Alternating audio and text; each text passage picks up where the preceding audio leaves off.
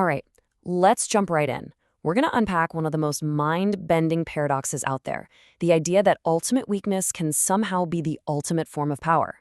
It's a concept that pretty much flips our whole understanding of strength completely on its head. So, let's get into it.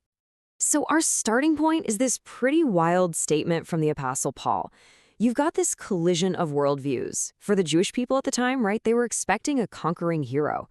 So a Messiah who gets executed by the Romans, that was a scandalon, a scandal, a total stumbling block. And for the Greeks, who were all about high-minded philosophy, the idea of a god who would become human and suffer a humiliating death, well, that was just plain foolish. And yet for believers, this exact symbol of shame and death is presented as the supreme showcase of God's power and wisdom. And that leads us to the big question, doesn't it? How can an event that's all about helplessness and public humiliation be reframed as the ultimate display of divine strength? Well, to get to the bottom of this, we're going to have to take two huge concepts, power and truth, and basically take them apart and put them back together in a whole new way. Okay, first up, power. You see, the way we usually think about power today is really a hand-me-down from the Greco-Roman world. But to really crack this paradox, we have to dig deeper into a much older, ancient Hebrew understanding of what strength even is. And I mean, the contrast here is just night and day.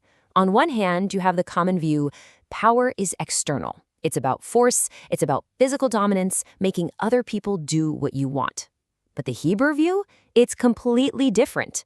It's all internal. It's not defined by what you can do to others, but by the control you have over yourself. It's about disciplined restraint, moral courage. What's really cool is that the Hebrew language actually gives us specific words for these different kinds of power. You've got koach, which is just raw physical strength. Think potential energy, the kind of power we share with the animal kingdom. But then you have gevurah, and that's something else entirely. That's a uniquely human thing. It's disciplined might. It's moral heroism, the strength to master your own impulses. And then there's oz, which is this amazing idea of a steady strength, a kind of peace inside of power. Let's really zero in on this idea of gevurah, because it's the key. The sources tell us it's a completely counterintuitive kind of strength. It's not about having the power to win the fight. It's about having the power not to fight, to hold back, even when you could easily dominate the situation. In this way of thinking, real heroism isn't mastering others, it's mastering yourself. And this ancient rabbinic teaching just sums it up perfectly. Who's the real strong man, the gibor? It's not the guy who can beat an army, but the one who can conquer his own inner urges. It is a total 180-degree redefinition of what it means to be powerful. So we've redefined power as internal restraint. Now, to solve this whole puzzle, we have to do the exact same thing with our second key concept, truth. See, in the Greek way of thinking, truth, what they called aletheia, is about facts. It's intellectual knowledge, something that objectively exists out there for you to find. It's the thing that is. But in the Hebrew mind, truth, emet, is something you do. It's dynamic. It's relational. It's not about what you know, but about who you are. It's all about moral reliability. So what does emet actually look like? Well, the best metaphor our sources give us is the idea of a true friend. Think about it. A true friend isn't just someone who gets their facts right. A true friend is someone who proves their reliability over time through their actions, especially when things get tough. Truth, then, isn't a statement. It's faithfulness in action. Okay, now we can finally bring these two huge ideas together.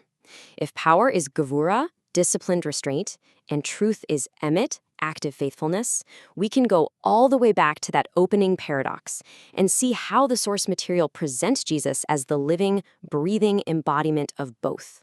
So when he makes the astonishing claim, "I am the truth," he's claiming to be the very embodiment of emet, the reliable one, the one who keeps the ultimate promises.